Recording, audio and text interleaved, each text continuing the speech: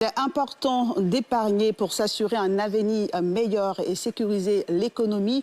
C'est ce que rappelle la Journée mondiale de l'épargne célébrée chaque 31 octobre.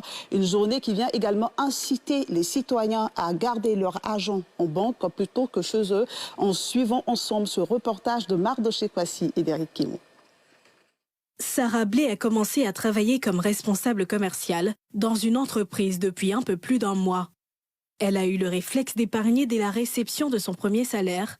Pour elle, commencer à épargner dès le début de sa carrière est un gage de sécurité. Bon, j'ai décidé d'épargner parce que je suis dans le domaine du privé. Dans le privé, aujourd'hui, ça peut aller, puis demain, on peut te renvoyer. Ça, on ne sait jamais. Donc, je mets un peu d'argent de côté pour pouvoir subvenir à mes besoins, pour la famille aussi, s'il y a des urgences. Comme Sarah, les Ivoiriens rencontrés ce 31 octobre, Journée mondiale de l'épargne, sont unanimes sur l'importance de l'épargne. Les uns la considèrent comme un fonds de secours, quand les autres en font un capital d'investissement. Bon, je pense que l'épargne, c'est une bonne chose parce que épargner déjà nous permet d'avoir une sécurité. Voilà.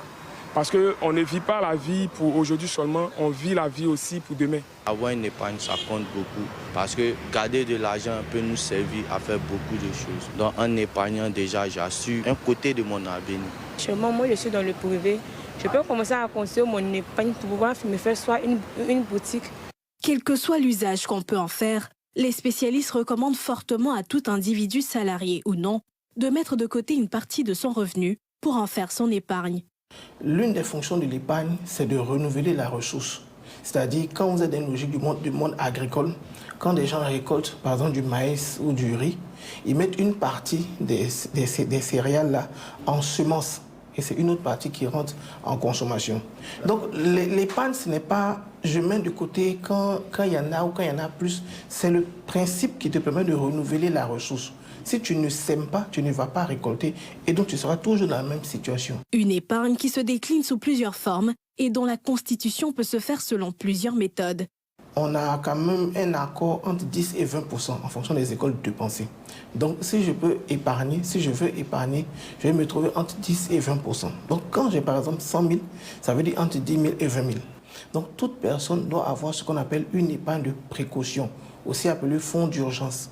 Cette épargne correspond à 3 à 6 mois de salaire et elle doit être disponible sur un compte liquide, c'est-à-dire un compte qui n'est pas bloqué. La deuxième épargne, c'est quoi? C'est l'épargne projet. C'est elle qui est la plus connue.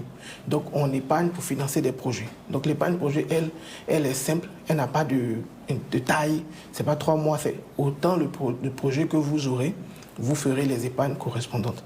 Et troisième épargne dont j'ai parlé, c'est l'épargne d'investissement, donc la semence.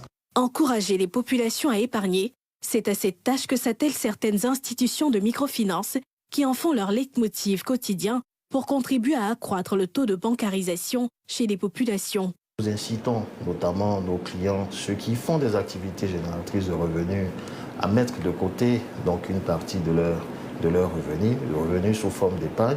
L'épargne, lorsqu'elle est constituée, lorsqu'elle est mobilisée donc, par des populations locales, elle peut financer l'économie.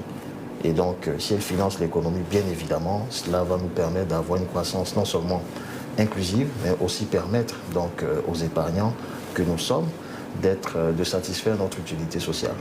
Tout le monde peut épargner et à son rythme. L'essentiel, c'est de pouvoir mettre quelque chose de côté pour ne pas hypothéquer son avenir. Épargner, c'est également contribuer à la croissance économique, donc au développement de son pays.